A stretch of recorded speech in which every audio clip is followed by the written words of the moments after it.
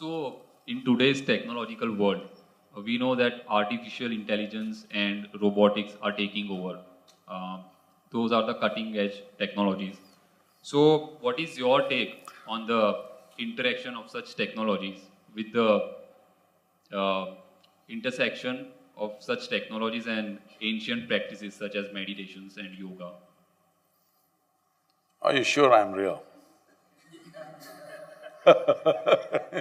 Because last year and a half, they've been inviting me to speak in all sorts of artificial intelligence conferences in the world. I was just surprised, why are they asking me to come and speak about artificial intelligence? Because I'm not an expert in the field, nor am I an artificial intelligence. So I asked them in one of the conferences, it was in St. Petersburg, I said, why are you guys inviting me to all these artificial intelligence conferences? I'm a natural intelligence, not an artificial intelligence. They said, the problem is, what are we going to do? We're going to lose our jobs.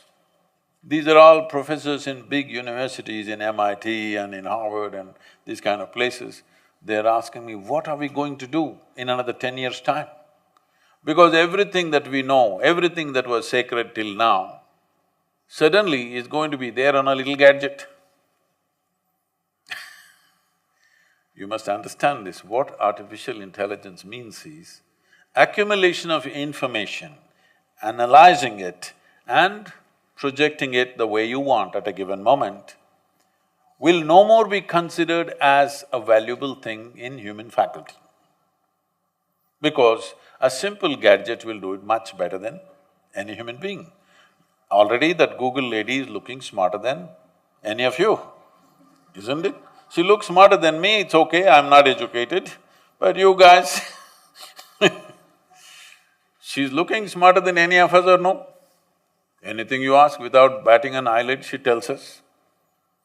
So, it's going to that place where intellectually everything that you perform will look stupid or meaningless. This happened to me when I was about 13 years of age, I think, 13 or 14, 13 I think. For the first time I saw a flatbed calculator, this Panasonic calculator, you know. At that time it was 110 rupees, very expensive. You drink a coffee for more than that today. But 110 rupees, Panasonic, Sony was 125, so we buy the cheaper one, 110 rupees Panasonic. And they show me this, I never bought them. Somebody brought one and they showed me, tuk. Results. Then first thought that came to me is, why the hell am I wasting my life in the mathematics classes? I said, all I need is this, I don't have to go to the math class. Whatever question you ask, tuk. 100 rupee thing can tell you why this torture for 10 years, going through this arithmetics and mathematics and all kinds of things. It can even do sin theta, cos theta, whatever nonsense you want. Then only I thought, we must make a big machine which does all this rubbish so that I don't have to go to school. At last, the dream is coming true. In the next 10-15 years, the education as you know it, professions as you know it today will become meaningless because right now, they've created these machines. Right now, we are still kind of obsessed with creating machines which look like us, which is unnecessarily complicating. It can be a square box which walks everywhere and does everything we do. It's too insulting for human intelligence. So, we're still making it look like a human being. If something is intelligent, it must look human in our mind. But slowly, for the sake of economics, somebody will make one tall box which does everything that you do, okay? Time is coming for that. So once this happens, many things that we are spending years on learning will be meaningless. Now they built a thing, I was meeting this one top real estate guy in Russia. They're designing something that if a customer comes and says, what kind of house I want, What is my aesthetics? What is my culture? What I like, how it should be, and what's my budget? A machine designs a complete house, 10 different alternatives that you want, including paintings, hangings in the wall, the furniture, the works. Now they're saying in another 5 to 7 years, they're saying it can even print the house and build it. So just imagine the design, guys. So many of you will be out of your occasion unless you do something that a damn machine cannot do. All of you should gear yourself for this now. You must be able to do something beyond your intellect. Human being has many layers of intelligence. Intellect is only a small part of it.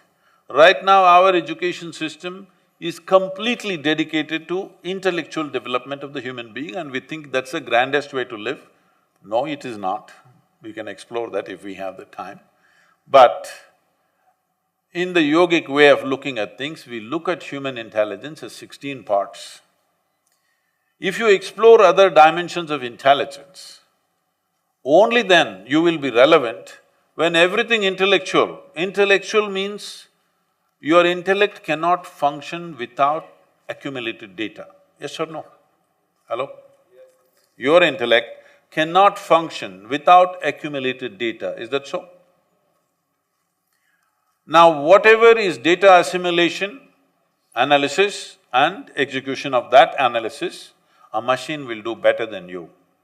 A human being can always make mistakes, can always fudge information, but a machine is clear-cut. It will simply do those things. So everything that you can do intellectually will be meaningless in another 10 to 15 years' time. Maybe in India it will take 20 to 25 years' time, but inevitably it's going to happen. So you must be equipped with something beyond your intellect. When I say beyond your intellect, there are many ways to look at it. I will make a simplistic example. Simplistic because if we go into more sophisticated examples, we'll have to do a lot of exploration. We don't have that kind of time today. For example, what did you eat for lunch? Maggie. You are on Maggie?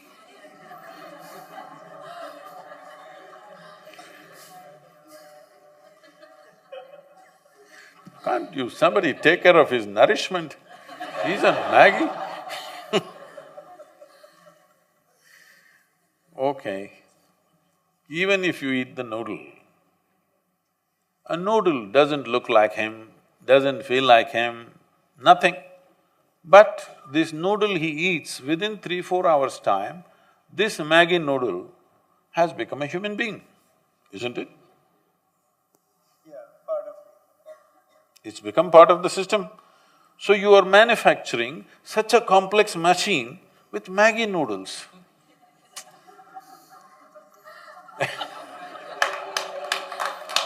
This is like a 3D printer. You put Maggi noodles into it. No, I am not made of Maggi noodles, okay? I eat better than that. But you put the chapati into this becomes a human body. This is the most sophisticated machine on the planet. You're manufacturing this with whatever food that you eat. And the food that you eat is just the soil that you walk upon. Yes or no? And it stands up. Isn't this a 3D printer? Hello? Does that intelligence exist within you or not? Not even in your brain, in your gut? It does. It does. It does. So if only you found conscious access to this dimension of intelligence, you would live magically, isn't it? Then artificial intelligence won't disturb you, you will be very happy because all the menial jobs if the machines do, what a wonderful world. I'm looking forward to that.